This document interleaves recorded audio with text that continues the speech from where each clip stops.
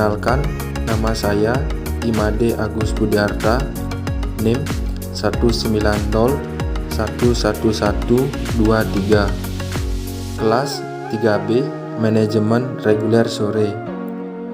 Saya akan menjelaskan cara atau strategi perusahaan untuk mengatur biaya-biaya yang dikeluarkan pada saat memproduksi barang pada masa pandemi COVID-19 agar perusahaan tetap bisa bertahan.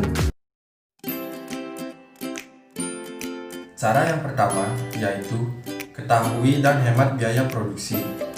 Anda sebagai pemilik bisnis UKM harus mengetahui dan mengkalkulasikan terlebih dahulu berapa biaya produksi produk Anda. Biaya produksi sendiri merupakan akumulasi dari semua biaya-biaya yang Anda butuhkan dalam proses menghasilkan suatu produk atau barang. Biaya yang dimaksud seperti pembelian bahan baku, biaya membayar karyawan produksi, biaya operasional barang, dan biaya-biaya lainnya sesuai dengan bisnis yang Anda jalankan. Setelah mengetahui biaya produksi saat ini, coba untuk menghemat biaya produksi dengan tetap memastikan produk UKM.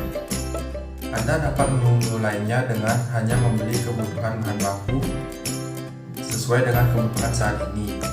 Menekan biaya overhead yang berhubungan dengan proses produksi. Anda juga dapat melakukannya dengan merawat peralatan produksi agar menghindari bisnis Anda membeli peralatan yang baru. Yang kedua, tekan biaya pengeluaran. Setelah Anda mengetahui biaya produksi yang dibutuhkan, Anda dapat membatasi dan memprioritaskan pengeluaran bisnis saat ini. Pertama, Anda sudah membatasi pengeluaran dengan menghemat biaya produksi produk UKM. Selanjutnya, Anda harus memprioritaskan pengeluaran, yaitu dengan memilih anggaran mana yang dianggap sangat berdampak terhadap bisnis saat ini, dan anggaran mana yang harus dikurangi karena kurang atau justru tidak berdampak terhadap kegiatan bisnis saat ini. Yang ketiga, tunda inventaris dan ekspansi bisnis. Menambahkan inventaris atau ekspansi bisnis memang diperlukan dalam meningkatkan daya saing bisnis Anda. Tetapi, untuk melakukan kedua hal tersebut, bisnis perlu mengeluarkan uang dalam jumlah yang tidak sedikit, sehingga ini akan mempengaruhi lagi terhadap pengeluaran bisnis Anda. Kecuali jika Anda yakin bahwa penambahan inventaris dan ekspansi bisnis ini berpengaruh terhadap profit yang Anda akan dapatkan selama masa pandemi corona ini.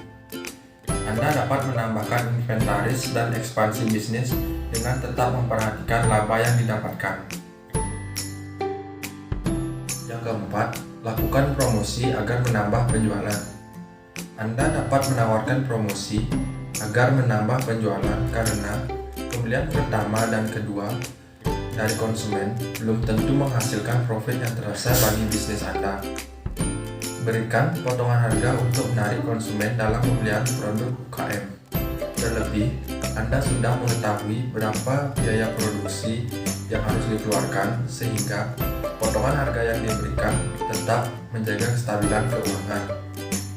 Selain itu, Anda juga dapat menerapkan strategi bundling dengan menawarkan paket yang menggabungkan beberapa produk, misalnya produk A dan produk B. Jika dibeli secara bersamaan, maka akan harga yang ditawarkan lebih murah daripada hanya membeli produk A saja. Dengan melakukan promosi seperti ini, konsumen terus terdorong untuk membeli produk Anda selagi Anda sudah memperhitungkannya secara matang. Yang kelima, siapkan rencana cadangan.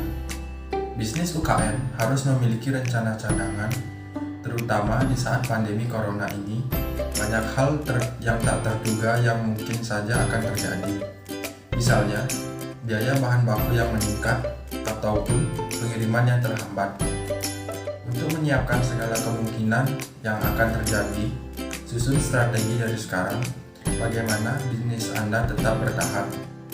Contohnya, Anda menyiapkan anggaran untuk situasi darurat tertentu atau penambahan kredit agar Anda benar-benar mengambilnya ketika bisnis memang sangat membutuhkannya. Dan cara yang terakhir yaitu perhatikan dan buat laporan arus kas secara berkala. Terus perhatikan dan buat laporan arus kas secara berkala. Laporan arus kas dapat memprediksi pemasukan dan pengeluaran Anda pada periode berikutnya, sehingga Anda dapat merencanakan strategi bisnis yang tepat dan membuat keputusan yang lebih cepat. Anda juga dapat menggunakan software akuntansi online seperti Jurnal agar memudahkan bisnis dalam membuat laporan arus kas. Misalnya, Anda menggunakan software Jurnal. Anda juga perlu lagi tidak repot-repot mempelajari langkah-langkah apa yang harus dilakukan ketika membuat laporan cash flow perusahaan. Berbagai fitur sudah bisa dimanfaatkan di sana.